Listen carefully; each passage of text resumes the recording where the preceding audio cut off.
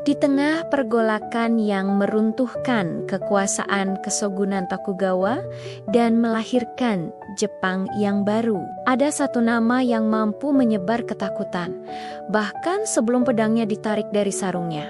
Dialah Kawakami Gensai, seorang pendekar pedang legendaris yang dikenal sebagai salah satu dari 4 hitokiri terhebat di akhir era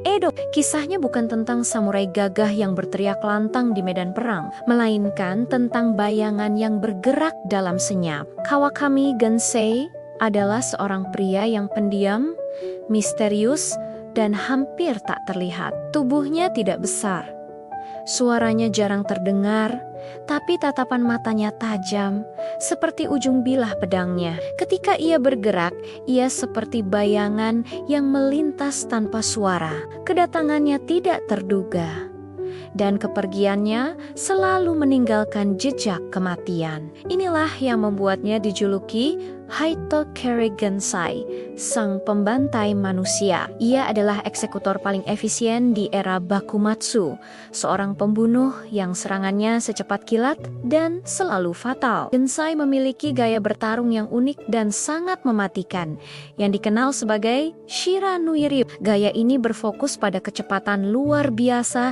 dan serangan yang presisi di titik vital lawan. Berbeda dengan samurai kebanyakan yang menggunakan pedang panjang atau katana, Gensai lebih menyukai pedang yang sedikit lebih pendek. Ini memungkinkannya bergerak lebih lincah, terutama dalam pertarungan jarak dekat di lorong-lorong sempit kota Kyoto yang ramai.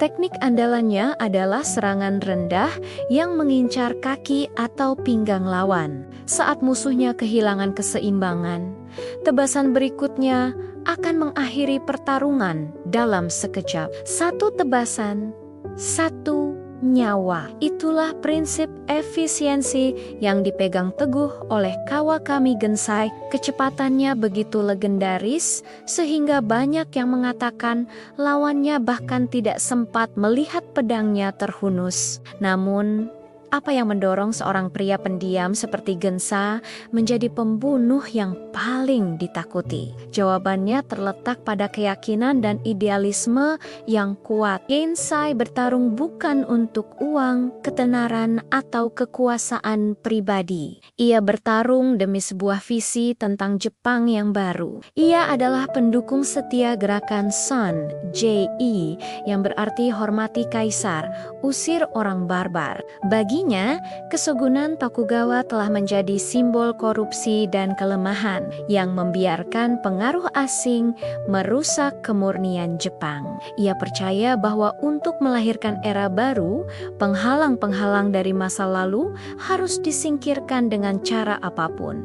Pedangnya menjadi alat untuk membersihkan jalan bagi reformasi. Ia menjadi algojo bagi mereka yang dianggap sebagai musuh kaisar dan penghambat kemajuan. Dalam kesunyian, ia menjalankan misi yang ia yakini sebagai keadilan, menebas satu persatu pejabat proshogun yang menghalangi perubahan. Salah satu pembunuhan paling terkenal yang dikaitkan dengan Kawakami Gensai adalah insiden yang menimpa Sakuma Jin, seorang pemikir besar dan pendukung modernisasi yang juga terbuka terhadap pengaruh barat pada siang hari bolong di Kyoto. Sakuma Jin diserang dan dibunuh dengan satu tebasan cepat. Pembunuhan ini mengguncang seluruh Jepang, meskipun Gensai sendiri tidak pernah mengakuinya secara langsung. Banyak yang percaya bahwa serangan mematikan yang khas itu adalah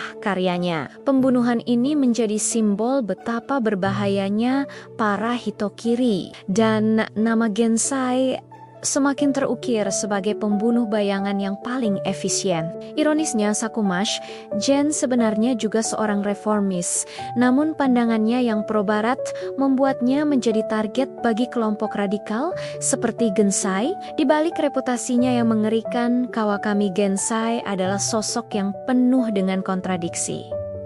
Ia bukan monster haus darah tanpa perasaan. Di luar medan pertempuran, ia adalah seorang pria yang mencintai seni dan sastra. Ia dikenal gemar menulis puisi, sebuah kegiatan yang sangat kontras dengan profesinya sebagai pembunuh. Ia juga memegang teguh prinsip-prinsip moralnya sendiri. Baginya, pedang bukanlah alat kebencian atau kebrutalan, melainkan alat untuk menegakkan apa yang ia anggap sebagai keadilan. Ia adalah seorang idealis yang terjebak dalam dunia yang brutal, seorang penyair yang tangannya berlumuran darah. Kontradiksi inilah yang membuat karakternya begitu kompleks dan menarik. Ia adalah bukti bahwa di masa perang, garis antara pahlawan dan penjahat seringkali menjadi kabur. Namun, roda zaman terus berputar. Era Bakumatsu yang penuh gejolak akhirnya berakhir dengan kemenangan pihak pro-kaisar.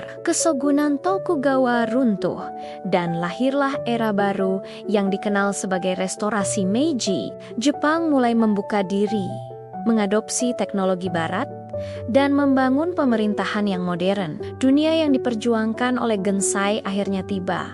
Tetapi dunia itu tidak lagi membutuhkannya. Para Hitokari, para pembunuh bayangan yang dulu menjadi ujung tombak revolusi, kini dianggap sebagai peninggalan masa lalu yang kelam dan berbahaya. Pemerintah Meiji yang baru berusaha menciptakan citra yang bersih dan modern, dan keberadaan para pembantai seperti Gensai menjadi ancaman bagi stabilitas. Ironisnya, pria yang hidup dengan pedang ini tidak tumbang di medan perang dalam duel terhormat. Kawakami Gensai ditangkap oleh pemerintah baru yang ia bantu dirikan. Ia dituduh atas berbagai kejahatan, termasuk pembunuhan yang tidak pernah ia lakukan.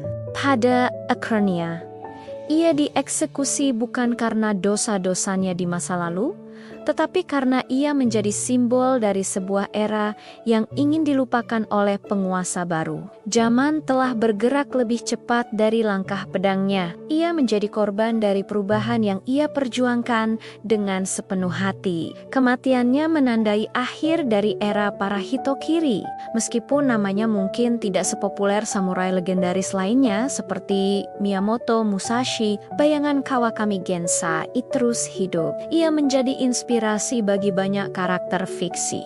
Salah satunya yang paling terkenal adalah Himura Kenshin dari manga dan anime Rurouni Kenshin. Kenshin, yang juga dikenal sebagai Hitokiri Sai, memiliki banyak kemiripan dengan Gensai, mulai dari gaya bertarung berkecepatan tinggi, masa lalunya sebagai pembunuh bayangan, hingga penyesalannya di era baru. Kisah Kawakami Gensai adalah pengingat abadi tentang sisi gelap dari sebuah revolusi. Ia adalah cerminan dari seorang pejuang yang berjalan di garis tipis antara kebenaran dan darah, antara idealisme dan kekejaman. Namanya mungkin telah tenggelam dalam buku-buku sejarah, tetapi legendanya sebagai pedang bayangan dari era Bakumatsu akan selalu dikenang. Sebuah kisah tentang samurai yang menebas demi masa depan, namun akhirnya